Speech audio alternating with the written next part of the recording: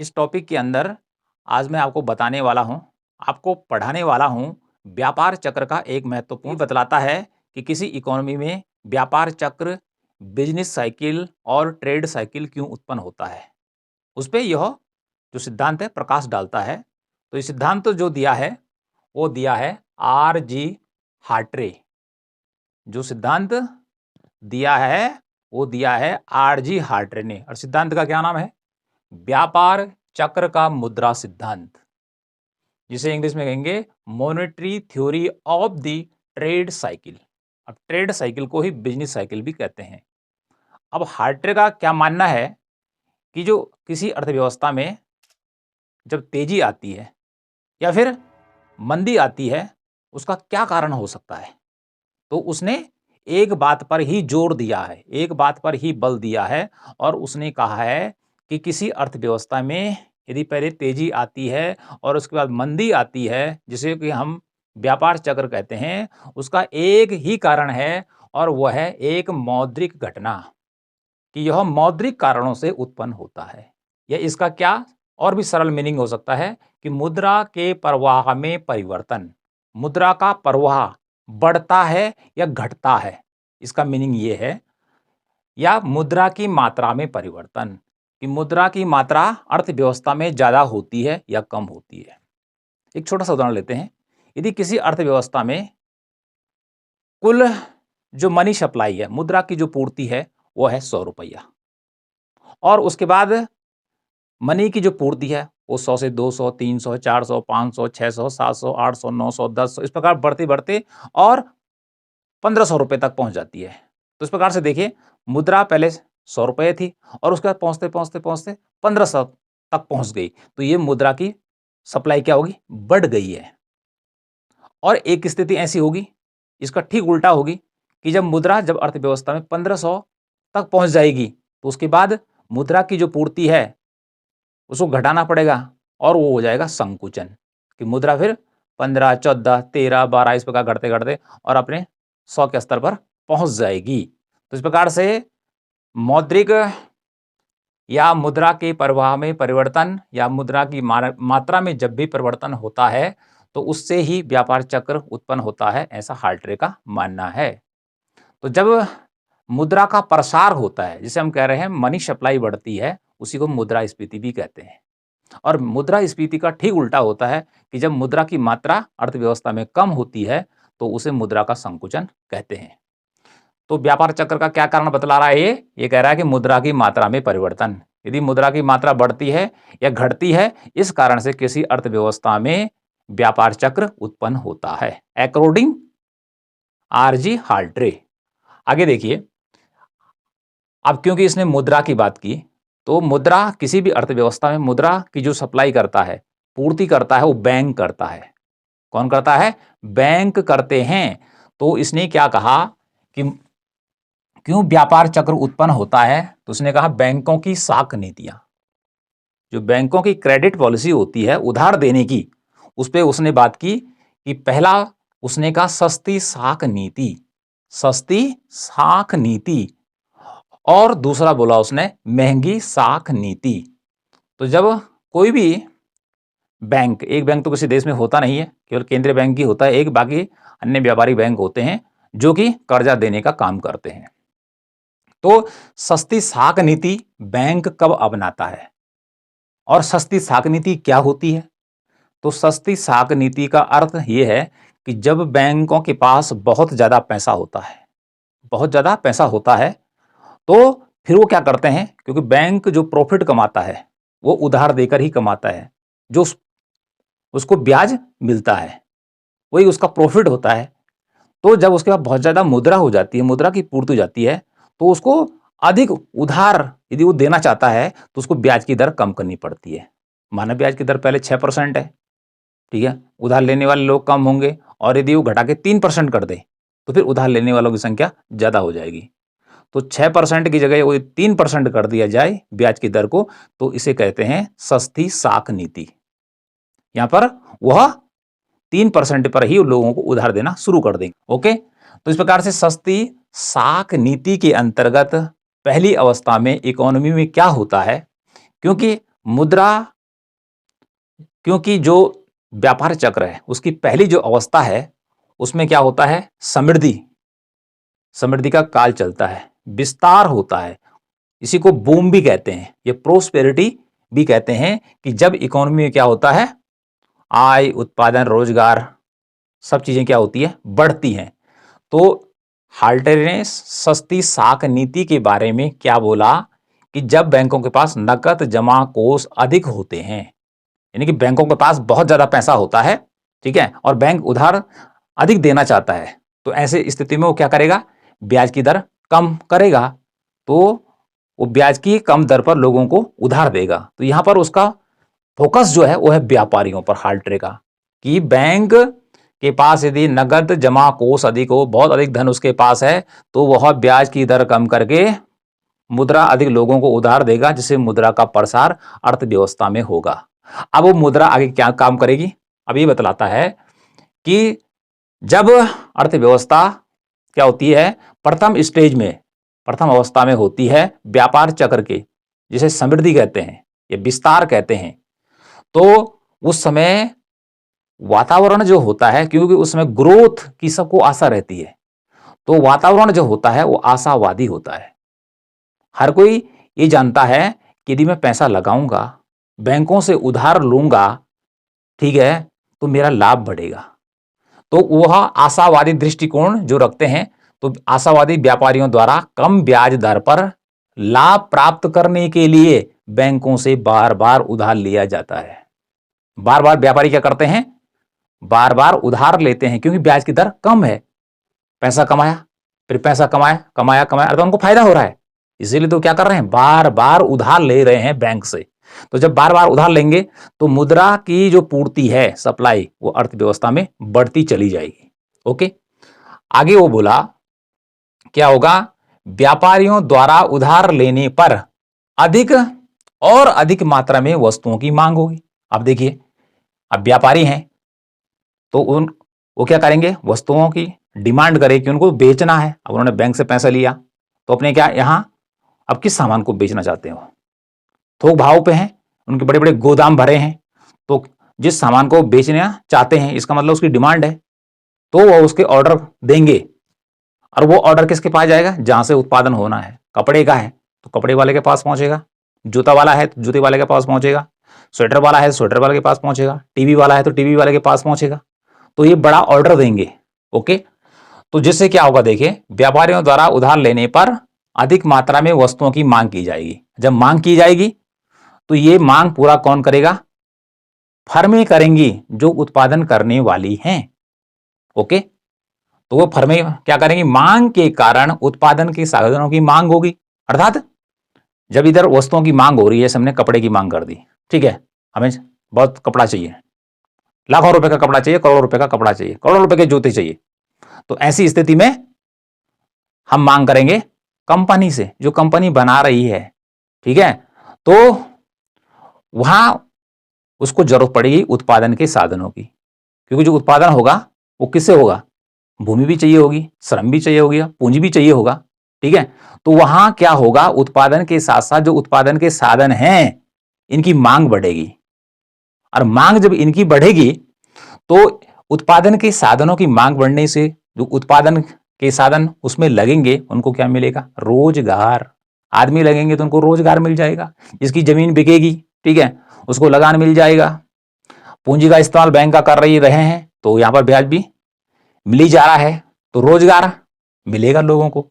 जब रोजगार मिलेगा तो उनके हाथ में पैसा आएगा, उनकी इनकम बढ़ेगी। जब वो इनकम उनके पास आएगी तो वह क्या करेंगे, उसको खर्च करेंगे, क्या करेंगे, वो इन वस्तुओं पर खर्च करेंगे। ओके, और फिर खर्च करने के पास फिर उत्पादन होगा, फिर क्या होगा, उत्पादन होगा। तो इस प्रकार से क्या होगा, उत्पादन हुआ, आय व्यय की प्रक्रिया क्या होती है, अर्थव्यवस्था में लगातार चलती रहेगी।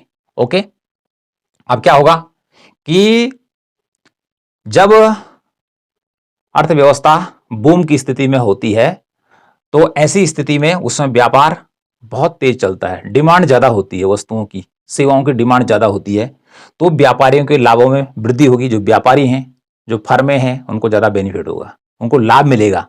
ओके, और वो लाभ के लिए और उनको और पैसे की जरूरत पड़ेगी, तो फिर क्या करेंगे, बैंक से और उधार लेंगे। तो जैसे जैसे उधार बढ़ता चला जाएगा तो मुद्रा की पूर्ति अर्थव्यवस्था में बढ़ती चली जाएगी, जिसे मुद्रास्फीति कहते हैं। ठीक है, तो अंत में क्या होगा, देखिए ऐसे ऐसे करते करते यदि इकोनॉमी चलती गई आगे, तो रोजगार, आय, कीमतें सब बढ़ेंगी। ठीक है, रोजगार भी बढ़ेगा, रोजगार से आय बढ़ेगी, वस्तुओं की कीमतें, क्योंकि इन्फ्लेशन ज्यादा हो जाता है, मुद्रा की सप्लाई बढ़ेगी तो कीमतें भी बढ़ेंगी। लेकिन ये कहता है कि जो ये समृद्धि का काल चल रहा है, जो बूम की स्थिति है, ट्रेड साइकिल की फर्स्ट स्टेज, ये एक समय तक तो ऊपर जाएगी, लेकिन एक अधिकतम सीमा पर पहुंचने के बाद इसका पतन होना शुरू हो जाएगा। ओके, ये बढ़ते बढ़ते अधिकतम बिंदु पर होगी। ऐसा नहीं है कि बढ़ता ही जा रहा है ग्राफ। ठीक है, लाभ बढ़ते ही जा रहे हैं, क्योंकि लाभ तब तक बढ़ेंगे जब तक डिमांड रहेगी। ठीक है, और डिमांड रहेगी तो सप्लाई भी होती चली जाएगी। ओके, तो इसने कहा कि जो ये व्यापार चक्र की पहली अवस्था है, यह पहले विकास के पथ पर चलेगी, हर चीज बढ़ेगा, व्यापारियों का लाभ बढ़ेगा, आय, उत्पादन, रोजगार, बचत, निवेश, हर चीज क्या होगी, बढ़ेगी, कुल मिलाकर राष्ट्रीय आय में वृद्धि होगी। तो ठीक है, यहां पर देखिए ये वाली स्टेज में पहले बता चुका हूं। तो ऐसी स्थिति में यहां से लेकर, क्योंकि ये फर्स्ट स्टेज होगी, इसे समृद्धि या विस्तार, उत्कर्ष या तेजी, इंग्लिश में प्रोस्पेरिटी या बूम के नाम से जाना जाता है। इकोनॉमी यहां से ग्रो करेगी और टॉप यहां बिंदु पर पहुंचेगी। यहां पे लिखा है क्यू, तो यहां पर इसका टॉप होगा, शिखर। ओके, तो यहां तक पहुंचेगी, अब इससे ऊपर पहुंचने की कोई गुंजाइश नहीं है उसके पास। ओके, तो यहां पर उसने कहा यहां तक पहुंच गई। अब यहां पर पहुंचने के बाद जो हमारी अर्थव्यवस्था है यहां से नीचे की ओर आएगी, अर्थात यहां से हो जाता है रिसेशन शुरू। ठीक है, रिसेशन से डिप्रेशन में पहुंचेगी, अर्थात यहां पर सुस्ती और मंदी का काल शुरू हो जाता है। ओके, तो पहली अवस्था में उसने व्यापार चक्र की व्याख्या की है कि बैंक द्वारा सस्ती साख नीति के कारण मुद्रा की पूर्ति बढ़ती है, और जिस कारण से जो चीजें हमने आपको बताई ये सारी चीजें बढ़ती हैं, लेकिन बढ़ने का भी कोई टॉप पीक होता है, तो पीक पर पहुंचने के बाद समृद्धि समाप्त हो जाती है, समृद्धि समाप्त हो जाती है। ओके, तो ये तो पहले हो गया उसका कि नकद जमा कोष अधिक होने पर, तो ये सस्ती साख नीति हो गई। अब दूसरी साख नीति की बात करते हैं, ठीक इसके उल्टा होगा महंगी साख नीति। महंगी साख नीति, क्योंकि हम बात कर चुके हैं कि पीक पर पहुंचने के बाद हार्ट्रे के अनुसार समृद्धि काल समाप्त हो जाएगा और उसके बाद सुस्ती और मंदी शुरू हो जाएगी। ओके, अब इसके लिए भी जो जिम्मेदार होगा वह बैंक ही होगा, बैंक की साख नीति ही जिम्मेदार होगी। अब कैसे होगी, देखिए अगली स्टेज की उसने बात की कि मंदी डिप्रेशन में, इकोनॉमी रिसेशन में पहुंच जाएगी, तो उसका कारण क्या होगा, दूसरा है महंगी साख नीति। अब यहां पर बैंक को क्या लगता है कि हमने बहुत पैसा उधार दे दिया है, व्यापारियों को बहुत उधार दे दिया है, और कुछ लोग ऐसे भी होंगे कि जिन्होंने वापस ही नहीं किया है।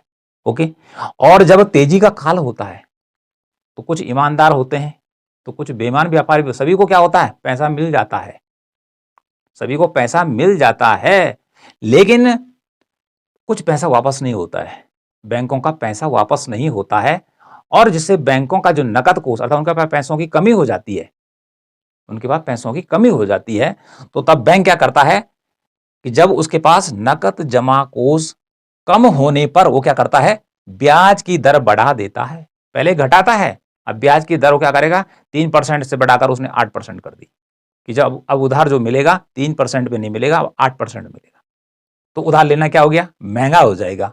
ओके, तो ब्याज दरों में वृद्धि से क्या होता है, उधार लेना महंगा हो जाता है, और जब महंगा हो जाएगा तो फिर हर कोई क्या होगा, उधार नहीं लेगा। उधार वो तो इसलिए लेता है, वो अपना बेनिफिट देखता है कि मुझे कितना ब्याज देना है, और जो मैं व्यापार कर रहा हूं उसे मुझे कितना लाभ होने वाला है। ओके, तो उधार लेना महंगा होगा।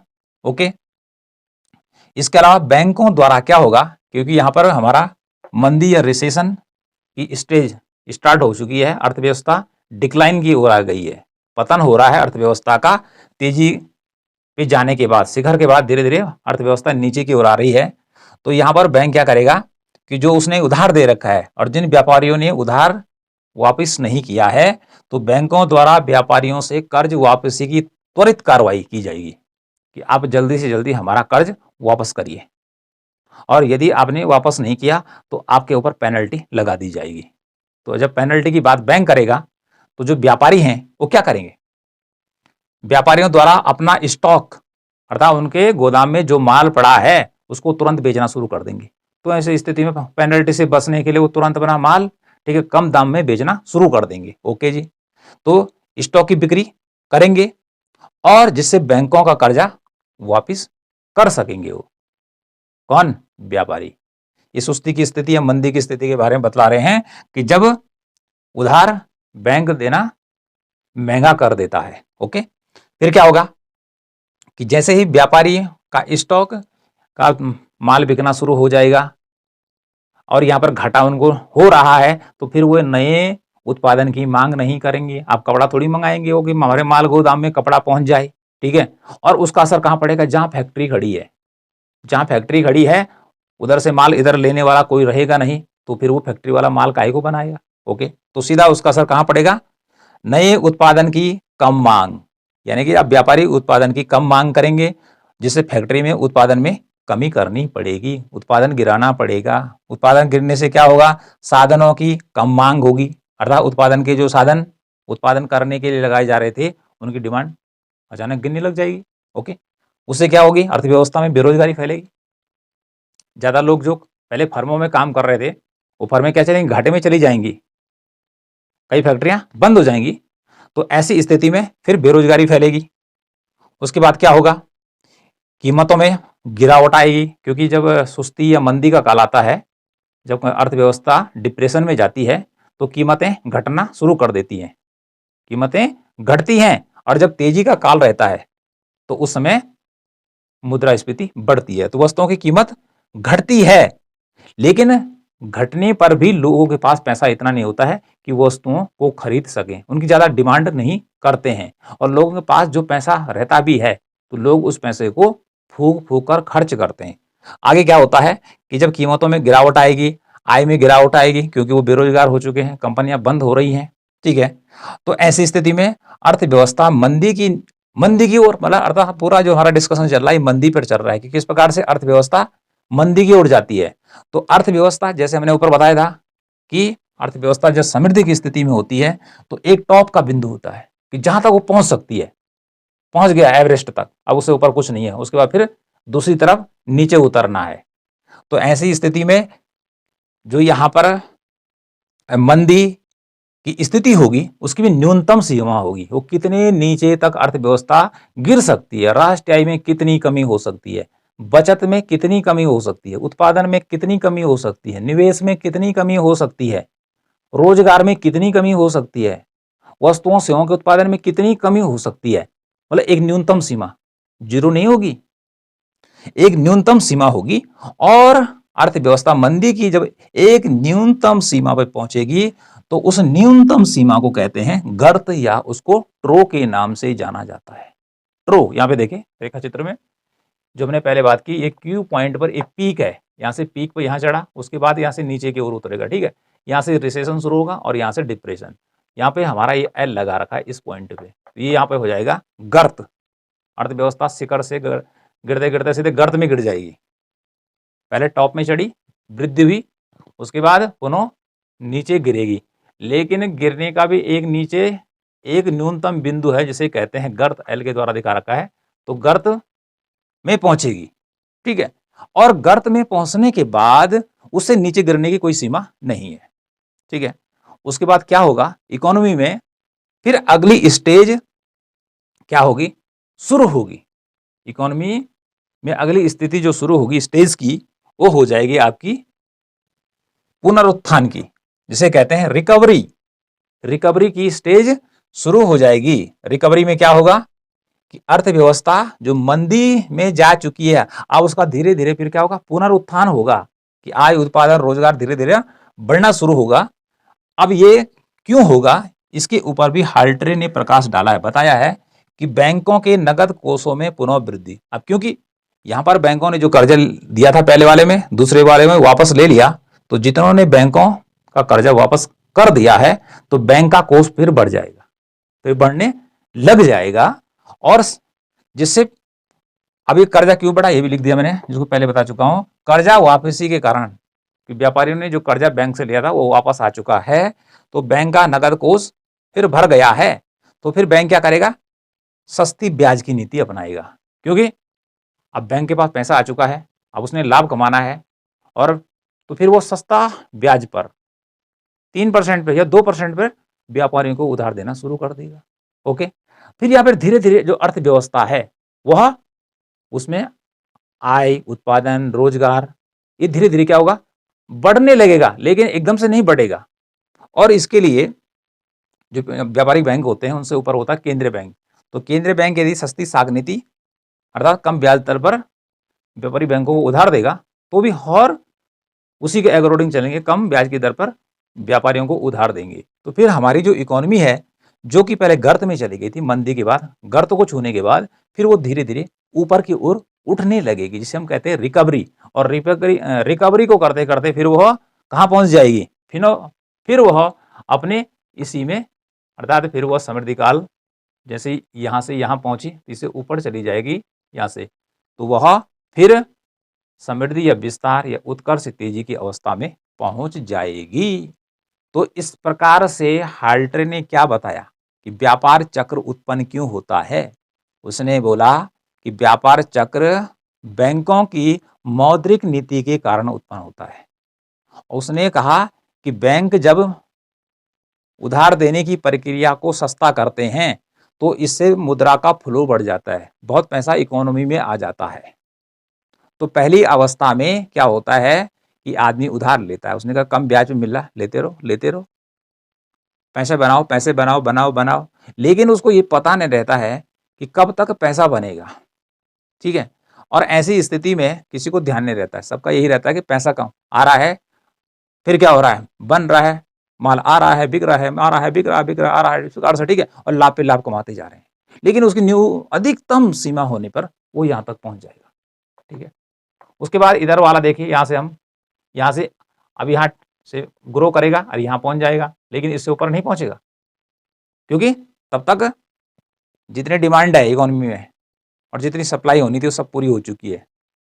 उसके बाद फिर पतन होगा यहाँ से, क्योंकि इधर वाले यहाँ चढ़ता हुआ ऊपर चलेगा, इधर उसको नजर नहीं आए क्योंकि यहाँ अंधा मोड़ शुरू हो गया है। ठीक है, अब यहाँ से ऊपर चलेगा तो सीधे उसकी गाड़ी यहाँ नीचे उतरेगी, सीधे धड़ाम से गर्त में गिरेगी नीचे, तो यहाँ से फिर मंदी का काल शुरू हो जाएगा। और उसके बाद क्या होगा, फिर न्यूनतम गर्त में आने के बाद पुनः फिर यह अवस्था यहाँ से पुनरुत्थान यहाँ तक शुरू हो जाएगा, और उसके बाद फिर यह पहली अवस्था में पहुंच जाएगी। तो इस प्रकार से अर्थव्यवस्था में जो ट्रेड साइकिल होता है, जो बिजनेस साइकिल होता है, वो निरंतर चलता रहता है, कि जिसकी 4 अवस्थाएं होती हैं। पहली अवस्था में क्या होता है कि इकोनॉमी ज़्यादा वृद्धि करती है, जिसे विस्तार कहते हैं, या जिसी को हम इंग्लिश में कहते हैं बूम कहते हैं, समृद्धि कहते हैं।